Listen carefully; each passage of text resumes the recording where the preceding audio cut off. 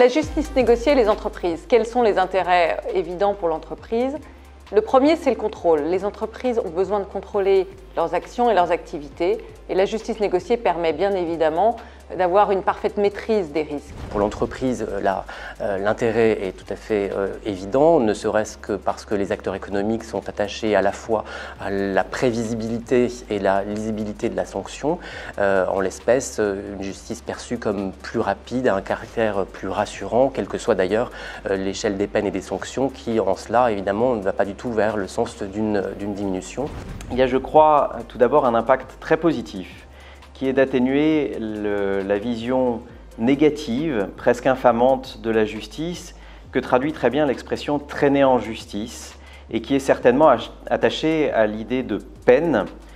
Et je crois que la justice négociée, en envisageant de manière différente la peine comme outil de régulation, permet d'atténuer cette dimension infamante et de replacer finalement la peine dans une perspective plus juste, de correction d'un certain nombre de comportements négatifs et de restauration d'une situation telle que voulue par le législateur, telle que voulue par le régulateur, et de remise en état finalement d'une situation, et notamment dans le domaine économique, d'une situation qui est celle de relations économiques saines et licite. Je crois que cet impact est à mesurer à l'aune du changement culturel très important que cela représente, avec une forme de glissement dans les priorités collectives de ce que j'appellerais l'impératif de justice vers l'exigence de régulation. Ce n'est pas tout à fait la même chose naturellement, puisque en définitive, dans la vision un peu classique que l'on a de la justice, on a véritablement cette image, en tout cas au pénal, d'expier ses crimes, alors que dans la justice négociée, il y a cette idée plutôt de reposer sur ce triptyque prévention, sanction éventuelle des comportements frauduleux et des manquements, et puis contrôle a posteriori d'un certain nombre de comportements. Je crois que cet impact est valable aussi bien pour les acteurs institutionnels que pour les acteurs économiques, les entreprises privées. Du côté des acteurs institutionnels, naturellement, c'est un changement tout à fait important puisque la justice négociée, ce n'est pas une justice sans juge, contrairement à ce que certains ont dit, mais c'est à tout le moins une justice sans jugement. Le juge est d'abord là dans un rôle de contrôle, alors que bien évidemment, l'autorité qui a la main, c'est l'autorité de poursuite, c'est le parquet, et qui d'une certaine manière, après des années où on a renié ses pouvoirs, où on a contesté même sa qualité d'autorité judiciaire, le parquet retrouve, j'allais dire, ses lettres de noblesse et son influence en matière de régulation sociale précisément. Ça paraissait évident dans un certain nombre de pays anglo-saxons, aux États-Unis en particulier, ça l'était sans doute moins dans des pays de civil law, et désormais il y a une forme d'harmonisation des tendances de ce point de vue-là. Nous sommes aujourd'hui dans un monde qui s'est globalisé, et la mondialisation de l'économie pousse les juristes également à regarder en dehors de leur propre pays. Pour ce qui est de la France, la justice négociée nous permettrait de nous aligner sur notamment les États-Unis qui pratiquent depuis plus de 20 ans maintenant cette procédure et qui a donné des résultats parfois critiqués par les médias, mais en réalité très utiles, très efficaces.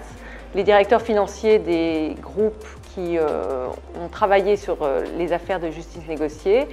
s'en sont félicités, puisque bien entendu la prédictibilité est clé et majeure dans la gestion d'une entreprise et que la justice négociée permet aux dirigeants d'anticiper les sanctions et de les gérer au mieux et d'offrir ainsi au marché financier et à leurs actionnaires une bonne visibilité sur les sanctions à venir. Troisième élément sur l'impact, c'est plus largement ce que j'appellerais le retour de la France dans le concert des nations sur le plan du droit précisément, puisque on est en train d'inventer un système juridique qui, tout en se fondant sur nos spécificités culturelles, s'approche malgré tout dans une tendance plus globale à la convergence des systèmes juridiques vers un système plutôt inspiré des standards anglo-saxons, et justement vis-à-vis des grands régulateurs anglo-saxons et américains en particulier. Je crois que ça redonne au système français tout le crédit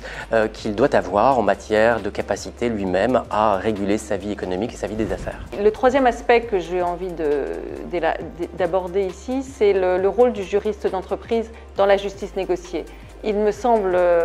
que c'est une vraie chance pour les juristes d'entreprise de travailler sur ces questions-là parce que cela leur permet d'apporter une valeur ajoutée certaine Dans un dossier de justice négociée, qui bien sûr est travaillé avec les cabinets d'avocats, le juriste d'entreprise a un rôle clé, car c'est lui qui détermine, aux côtés de ses confrères avocats, j'allais dire, c'est lui qui détermine la stratégie et qui permet au plus juste et de la meilleure façon d'aborder un dossier et d'essayer d'y trouver un règlement. Et puis, en dernier lieu, ce juriste d'entreprise, par ses expériences qu'il aura sur la justice négociée, va également en tirer des conséquences sur la prévention et favoriser ainsi une meilleure gestion des zones à risque et, je l'espère, avec l'objectif de la réduction des infractions commises par l'entreprise dans laquelle il travaille. Il y a aussi, je le crains, un impact négatif. Cet impact négatif, c'est de glisser du rapport de droit vers le rapport de force, puisque la négociation peut être l'expression brute du rapport de force et dans lequel finalement la vocation première de la règle de droit disparaîtrait, où le souple remplacerait le dur, où en réalité la force ferait disparaître l'intérêt de la règle de droit et où la régulation de l'économie ne serait plus qu'un rapport de force, un pur rapport de force entre des acteurs économiques, institutionnels, qui joueraient de leur position de force pour imposer leur intérêt, et ce, dans une perspective de compétition débridée et où l'idée même de régulation finirait par disparaître. Donc je pense qu'il faut arriver à assurer un équilibre entre les vertus de la justice négociée, qui est d'apaiser, et les risques de la justice négociée, qui est de glisser vers ce rapport de force. Et c'est là tout le rôle, me semble-t-il, que nous avons juristes, qui est de sans cesse poursuivre cet équilibre, travailler à maintenir cet équilibre par la règle de droit et l'application optimale et efficace de la règle de droit.